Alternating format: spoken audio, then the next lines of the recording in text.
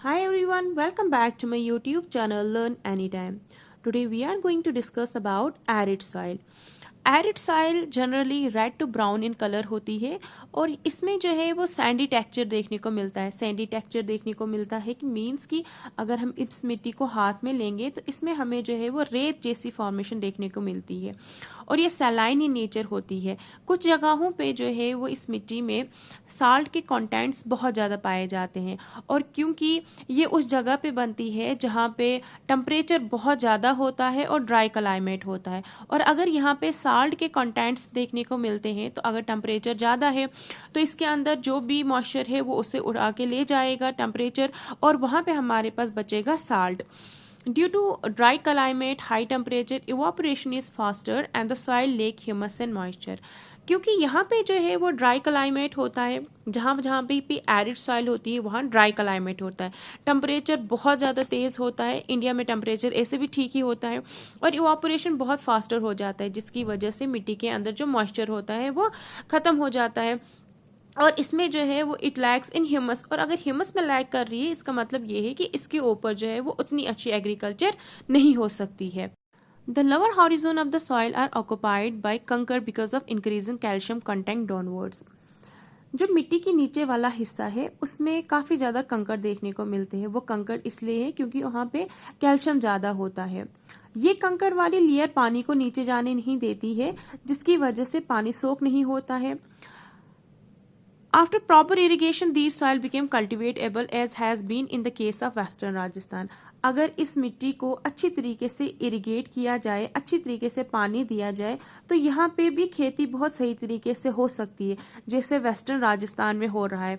वहाँ पे arid soil को बहुत सही तरीके से इरिगेट किया जाता है एंड आफ्टर इरिगेशन जो है वो वहाँ पे इसके ऊपर सही तरीके की कल्टिवेशन की जाती है। Forest soil. फॉरेस्ट सॉइल की अगर बात की जाए तो फॉरेस्ट सॉइल जो है वो जनरली हिली एंड माउंटेनियस एरियाज में देखने को मिलती है जहाँ पे बारिश काफ़ी ज़्यादा सही होती है और यहाँ पे फॉरेस्ट वगैरह भी होता है। This soil texture varies according to the mountain environment where they are from. जहाँ पे ये मिट्टी बनती है ये अपने एनवायरनमेंट के अकॉर्डिंग जो है वो इसका टेक्सचर भी चेंज होता है। जैसे वैलीज की अगर हम बात करें तो वैली साइड में जो है ये मिट्टी काफ़ी ज़्यादा अच्छी क्वालिटी की होती है और अपर स्लोप्स की बात की जाए तो अपर स्लोप्स में ये मिट्टी थोड़ी सी मोटी होती है। In the snow covered area of Himalayas, जहाँ जिन जगहों पे हिमालयाज के जिन वाली एरियाज पे बर्फ पड़ती है वहाँ पे इस मिट्टी में जो है वो ये मिट्टी सॉइल इरोजन कर देती है, यानी कि मिट्टी जो है वो खिसक जाती है। पहाड़ के ऊपर वाले हिस्से में मिट्टी खिसक जाती है और कुछ जगहों पे जो है ये मिट्टी काफ़ी ज़्यादा एसिडिक हो जाती है जिसकी वजह से इसमें ह्यूमस की क्वांटिटी जो है वो लो हो जाती है। इट मीन्स वहाँ पे एग्रीकल्चर नहीं हो सकता है। द सॉइल फॉन्ट, जो lower part of the valley में जो मिट्टी देखने को मिलती है वो थोड़ी सी जो है वो एलुवियल होती है, फर्टाइल होती है और ये वाली मिट्टी जो है वो लोअर कोर्सेज की बात करें तो वहाँ पे फर्टाइल होती है। Soil erosion and soil conservation. The denudation of the soil cover and subsequent washing down is described as soil erosion. The process of soil formation and erosion go on simultaneously and generally there is a balance between the two. Sometimes this balance is disturbed due to human activities like deforestation, overgrazing, construction, mining, etc. While natural forces like wind, glacier, water led to soil erosion. Soil erosion कहते किसे हैं? हमने पीछे भी पढ़ा था कि land degradation, उसमें हमने पढ़ा था कि किस तरीके से ज़मीन खिसकती है। सेम सॉइल इरोजन में भी है और उसमें भी हमने पढ़ा था लैंड कंजर्वेशन की, हम ज़मीन को कैसे कंजर्व कर सकते हैं। सिमिलर प्रोसेस हमने यहाँ पे भी पढ़ना है कि जब जमीन की ऊपर वाली मिट्टी जिसे सॉइल कवर कहते हैं वो हट जाती है या बह जाती है उस प्रोसेस को कहते हैं सॉइल इरोजन। यहाँ पे भी हमने यही देखा कि जो जमीन है वो हट जाती है, जो जमीन का ऊपर वाला हिस्सा होता है वो हट जाता है, उसे सॉइल इरोजन कहते हैं।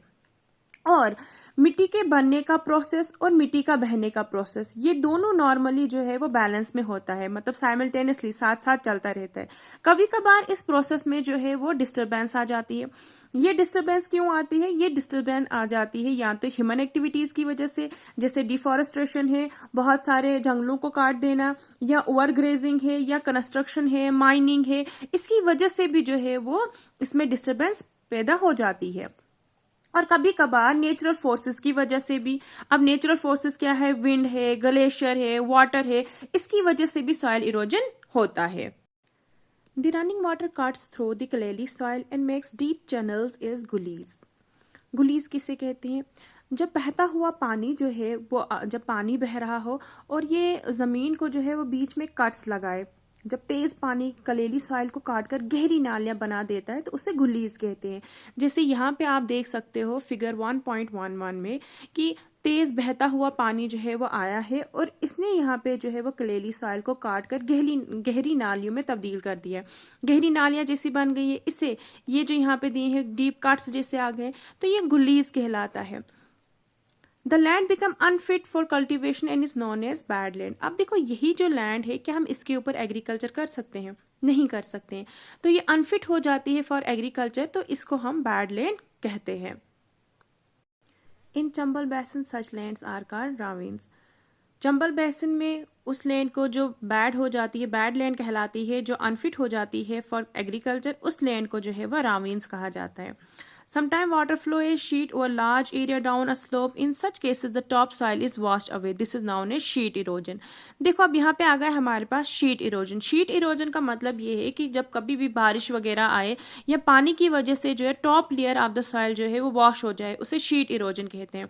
सॉइल इरोजन और शीट इरोजन में कंफ्यूज नहीं होना। सॉइल इरोजन का मतलब है जब सॉइल पूरी ही जो है वो वॉश ऑफ हो जाए, ठीक है। जैसे ये मिट्टी है तो ये मिट्टी पूरी ही जो है वो ऊपर से नीचे खिसक जाए, लेकिन जहाँ पे हमारे पास ये मिट्टी है और सिर्फ इसका टॉप वाला एरिया जो है वो पानी के साथ बह जाए, तो इसे बोला जाता है शीट इरोजन, और यहाँ पे इसे बोलेंगे हम soil erosion. Winds blows loose soil of flat और sloping land is known as wind erosion. फिर हमारे पास विंड इरोजन भी है। विंड इरोजन कब होता है? जब कभी भी हम डिफॉरेस्टेशन करते हैं, जब कभी भी बहुत सारे, फॉर एग्जाम्पल ये हमारे पास यहाँ पे एक लैंड है, इस लैंड के ऊपर जो है वो बहुत सारे पेड़ है। अब इन पेड़ों की वजह से जो है वो ये जमीन जकड़ी हुई है, लेकिन जहाँ पे पेड़ नहीं होते हैं वहां पे मिट्टी जो है वो लूज हो जाती है, और जब हवा आती है, हवा अपने साथ उस मिट्टी को ले जाती है, उस प्रोसेस को बोलते हैं wind erosion. Soil erosion is also caused by defective method of farming. अगर डिफेक्टिव मेथड किए जाए फार्मिंग के, जैसे अब डिफेक्टिव मेथड कैसे होता है?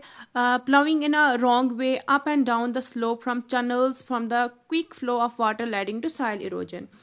अगर खेती जो है वो गलत डायरेक्शन में की जाए और हल गलत डायरेक्शन में चलाए जाए, जैसे ऊपर नीचे स्लोप पर, तो इसमें पानी जब भी पड़ता है तो पानी बह जाता है, और पानी अपने साथ साथ जो है वो मिट्टी को भी बह के नीचे ले जाता है और सॉइल इरोजन हो जाता है।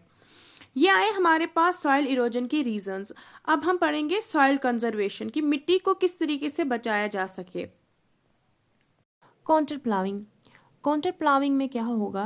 पहाड़ों पर सीधे नीचे की जगह टेढ़ी मेढ़ी लाइंस में हल चलाना। जब टेढ़ी मेढ़ी लाइंस में हल चलाए जाएंगे तो उससे पानी भी नीचे नहीं आएगा और सॉइल इरोजन भी नहीं होगा। पानी धीरे धीरे नीचे बहता जाएगा और मिट्टी भी जो है वो वहीं पे रह जाएगी। Terrace farming. टेरेस फार्मिंग का मतलब ये है कि जो एग्रीकल्चर है वो स्टेप्स में किए जाए। जैसे स्टेप्स हियर मीन्स इस तरीके से जो है वो खेत को काटना है। खेत को काटना हियर मीन्स कि इस तरीके के स्टेप्स बनाना है। यहाँ पे एग्रीकल्चर होगी, यहाँ पे इस तरीके के स्टेप्स में जब एग्रीकल्चर होगी तो उससे जो है वो एक तो सॉइल इरोजन भी नहीं होगा, और उसकी वजह से इजीली जो है वो इरिगेशन मेथड भी अप्लाई होगा। वेस्टर्न और सेंट्रल हिमालयाज में ये ज़्यादातर अप्लाई किया जाता है। फिर है स्ट्रिप क्रॉपिंग। स्ट्रिप क्रॉपिंग का मतलब है कि बड़े बड़े जो फील्ड्स होते हैं उनमें पतली पतली स्ट्रिप्स बीच में छोड़ देना, और उन स्ट्रिप्स में जो है वो घास लगा देना ताकि हवा की जो स्पीड है वो कम हो जाए। Next is shelter belts. Shelter belts का मतलब है खेतों के आसपास में बहुत सारे पेड़ जो है वो एक ही लाइन में लगा देना। जब पेड़ एक ही लाइन में लग जाएंगे तो ये हवा को रोकेंगे और मिट्टी को भी जो है वो बचाते हैं। वेस्टर्न इंडिया में इससे सैंड ड्यून्स और डेजर्ट स्टेबल हुई है। Thanks for watching.